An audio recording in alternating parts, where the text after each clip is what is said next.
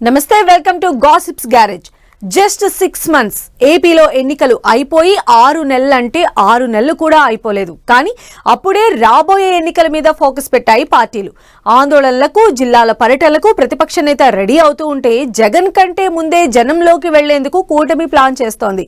ప్రభుత్వ పథకాలపైన ప్రచారంతో పాటు ఊరూరా ఇంటింటికి వెళ్లాలని మంత్రులు, ఎమ్మెల్యేలకు దిశానిర్దేశం చేస్తున్నారు సీఎం చంద్రబాబు. అపోజిషన్ కాన్సంట్రేషన్ చేసిన ఇష్యూస్ సాల్వ్ చేసి ప్రతిపక్షానికి ఎజెండానే లేకుండా ప్లాన్ చేస్తున్నారట. నవ్యాంధ్ర పొలిటికల్ ఫైట్ లో ఎవరికి ఎంత దూరం, కూటమి వ్యూహం ఏంటి, జగన్ స్కెచ్ ఏంటి? రాబోయే ఎన్నికల కోసం ఏపీలో ఇప్పట్నుంచే సమరం. పొలిటికల్ ఫైట్ లో అటు కూటమి, ఇటు వైసీపీ ఎత్తులు. జగన్ కంటే ముందే ప్రజల్లోకి వెళ్లేందుకు కూటమి ప్లాన్.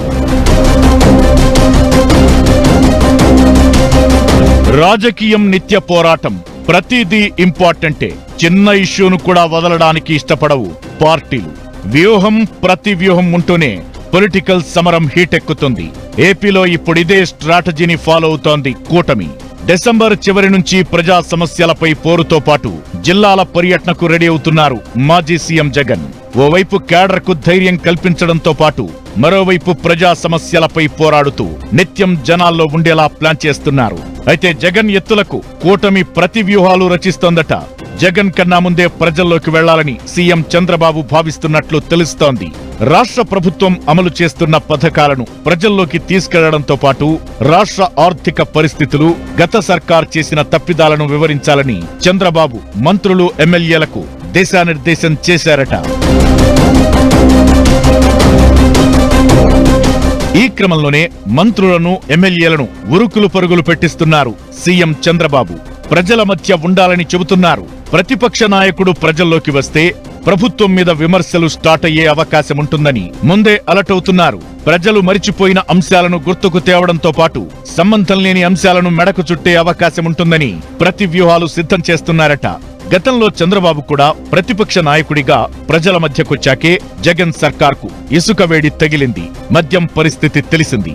జగన్ పాలనలో 3వ ఏడాది నుంచే ప్రజా వ్యతిరేకతను పెంచడంలో చంద్రబాబు సక్సెస్ కావడానికి కారణం పబ్లిక్ లో ఉండడమే. మాజీ సీఎం జగన్ ఇప్పుడు ఇదే స్ట్రాటజీని అధికారం పోయిన 6 నెలల్లోనే ఫాలో కాబోతున్నారు. జగన్ పబ్లిక్ లోకి వెళితే సూపర్ 6 పై ప్రస్తావించడం ఖాయం. అదే సమయంలో పన్నులు, విద్యుత్ ఛార్జీల భారం వంటి వాటిని కూడా ఆయన లేవనెత్తే అవకాశం ఉంటుంది. ఓ రకంగా కూటమి సర్కార్ ఎన్ని చేసినా ఒక్కసారి వ్యతిరేకత అంటూ మొదలైతే దానిని కంట్రోల్ చేయడం కష్టం. అందుకనే జగన్ కంటే ముందుగానే ప్రభుత్వం ప్రజల్లోకి వెళ్లాలనేది చంద్రబాబు ఆలోచన. ప్రజల మధ్యకు వెళ్లి ఏం చేస్తున్నామో చెప్పడం ద్వారా జగన్ చేసే ప్రచారానికి ముందే తమ ప్రోగ్రెస్ ను ప్రజలకు వివరించినట్లవుతుందని చూస్తున్నారట. ఈ విషయంపై ఇప్పటికే నాయకులకు సమాచారం కూడా ఇచ్చారట. జగన్ మాత్రమే జనాల్లో ఉండి ప్రభుత్వంపై విమర్శలు చేస్తే ఆయన సెంట్రిక్ గానే చర్చ జరిగే అవకాశం ఉంటుంది. అపోజిషన్ తో పాటు పవర్ లో ఉన్న తాము కూడా పబ్లిక్ లోనే ఉంటే విమర్శకు ప్రతి విమర్శతో అక్కడే సరిపెట్టొచ్చని భావిస్తున్నారు బాబు.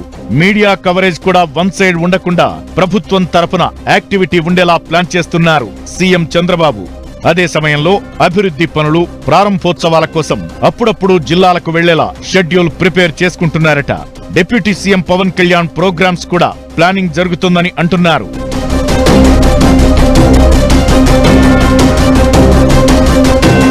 లెక్క ప్రకారం ఇంకో 4.5 ఏళ్లకు ఎన్నికలు జరుగుతాయి. ఒకవేళ జమిలి వస్తే 2 ఏళ్లు ముందుగా ఎలక్షన్స్ వచ్చే అవకాశం ఉన్నట్టున్నారు. ఇదే ఆలోచనతో జగన్ ఇప్పట్నుంచే సమరం స్టార్ట్ చేశారన్న టాక్ వినిపిస్తోంది.